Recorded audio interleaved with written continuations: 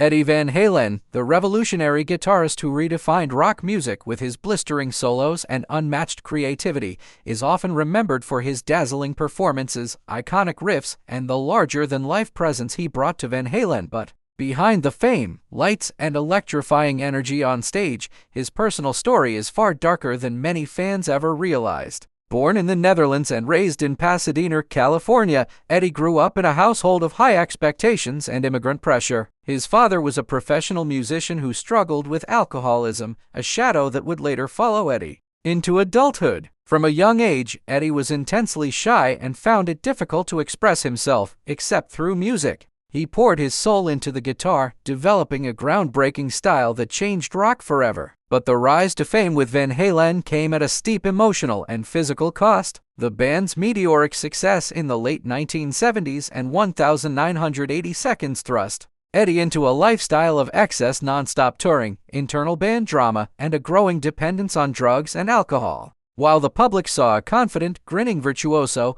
Eddie was quietly battling crippling insecurities, social anxiety, and the pressure of constantly needing to outperform himself. The band's internal dynamics were notoriously toxic, especially between Eddie and lead singers like David Lee Roth and later Sammy Hagar, with constant power struggles, ego clashes, and creative differences that left Eddie emotionally worn out and often isolated even within his own band. As years passed, Eddie's drinking worsened, and so did his health. He began to deteriorate under the weight of his addiction, and it started to show in his performances and public appearances. Behind closed doors, he was dealing with chronic pain from years of physical wear and the damage caused by alcohol and drug abuse. He also suffered from hip problems that eventually required replacement surgery, and a growing dependency on painkillers only made matters worse. His marriage to actress Valerie Bertinelli crumbled under the weight of his personal demons, and though they shared a deep love for their son Wolfgang, the instability at home left lasting emotional scars.